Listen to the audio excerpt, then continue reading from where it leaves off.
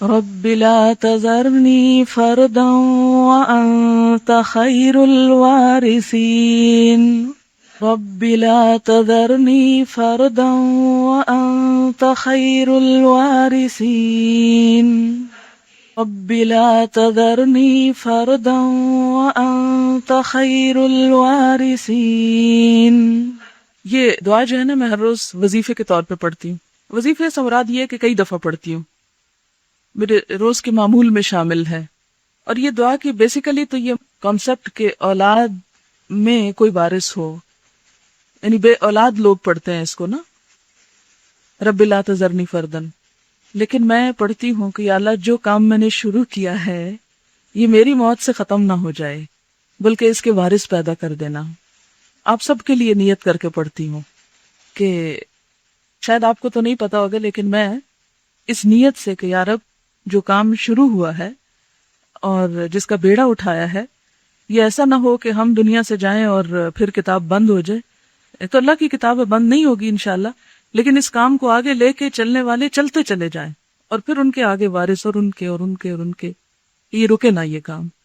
تو عموماً یہ دعا دی جاتی ہے ان کو جن کے بچے نہیں ہوتے. یہ حضرت زکریا علیہ السلام کی شاید دعا ہے. انہوں نے کہا تھا کہ رب لا تذرنی فردا وانت خیر الوارثین. تو آپ بچوں کے لیے بھی پڑھ سکتے ہیں اور دینی بچوں کے لیے بھی پڑھ سکتے ہیں. رب لا تذرنی فردا وانت خیر الوارثین. اور آپ کو پتا ہے کہ جب بچے کی ولادت قریب ہوتی ہے تو شیطان پاس آ کے کھڑا ہو جاتا ہے کہ جو ہی سامنے آئے اس کو چھوں. اور یہ جو بچہ روتا ہے نا اس کی وجہ حدیث میں یہ بتائے گی کہ شیطان اس کو ٹھونگا مارتا ہے. ڈاکٹرز جو کہتے ہیں کہتے رہیں، لیکن حدیث میں جو بتایا گیا وہ یہی ہے کہ شیطان اس کو آ کے تکلیف دیتا ہے، اس وقت سے پیچھے پڑ جاتا ہے انسان کے. اسی لیے والدہ کو جس کسی کی بھی ڈیلیوری ہونی ان سب کو میں پہلے سے نصیحت کری کہ اس وقت کثرت سے آیت الکرسی پڑھیں تاکہ بھاگ جائے وہاں سے. اگر آپ اس حالت میں کنڈیشن میں نہ ہو پڑھنے کی تو جو آپ کے پاس کھڑے ان کو کہیں کہ پڑھیں. تو بہرحال کہتے کہ اس کے بچوں کو، ذریت کو، لَأَحْتَنِكَنَّ، البتہ ضرور قابو میں کر لوں گا، کھا جاؤں گا، ذریتہ، اس کی اولاد کو، اس کے بچوں کو، الا قلیلا، مگر بہت تھوڑے، بہت کم. یہ لفظ جو احتنکنا ہے یہ بہت جامع لفظ ہے. ہا نون کاف، حنکا، حنکا اور حنکا کا لفظی معنی ہوتا ہے کسی چیز کو چبا کر نرم کرنا. اور چبا کر نرم کسی چیز کو کس لیے کیا جاتا ہے؟ تاکہ اس کو نگلا جا سکے.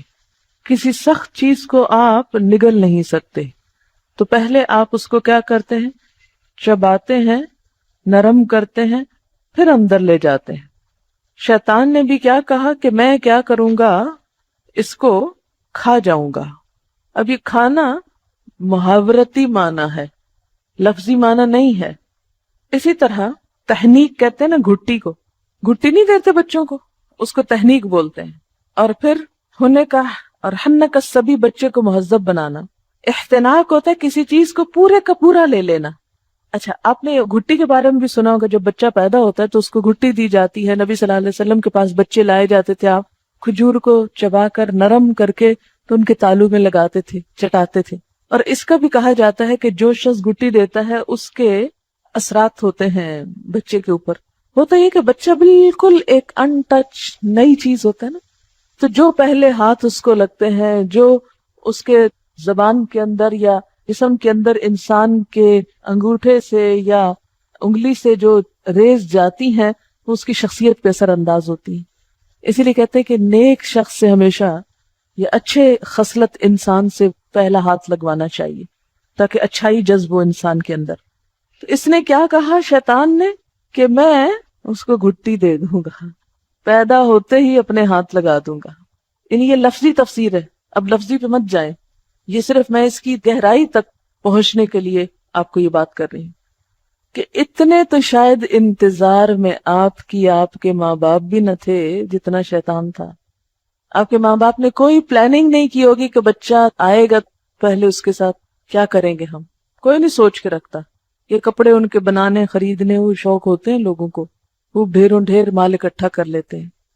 لیکن کوئی ماں کم ہی پڑتی ہے کہ دینی اعتبار سے بچے کی پیدائش کے بعد مجھے اس کے ساتھ کیا کرنا ہے، اسلام کیا بتاتا ہے کہ پیدا ہونے کے فوراً بعد اس کے ساتھ کیا کیا معاملہ کیا جائے. ضرورت ہی نہیں ہے، شیطان کے حوالے کیا ہوا ہے. اب آپ خود سوچیں کہ ہمارا دشمن اتنا ہوشیار ہے کہ وہ اپنے ساتھ ملانے کے لیے کھڑا ہے وہاں. پہلے اس کو میں لے لوں گا، میں اپنا بنا لوں گا. جاتا ہے کہاں؟ ہمیں ہے کسی کو اللہ کا بنانے یا اپنا اس لیے بنانے کی فکر کہ اس کو اللہ کی طرف لے چلنا ہے؟ تو ایک ایک پہ نظر رکھے ہوئے. اور میں اگر مجھے مہلت مل گئی نا تو میں اپنے قابو میں کر لوں گا، اپنا بنا لوں گا. اسی طرح احتنک الفرس، فرس کہتے ہیں گھوڑے کو، گھوڑے کے منہ میں رسی لگانے کے لیے استعمال ہوتا ہے.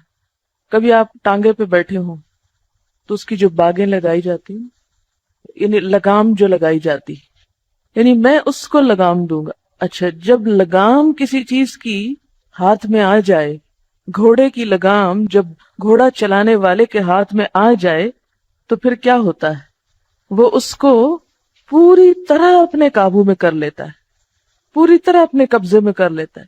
جدھر چاہتا ہے اس کو موڑتا ہے، جدھر چاہتا ہے اسے جانے سے روک لیتا ہے. تو کہتے ہیں کہ میں اس کی اولاد کو لگام لگا لوں گا.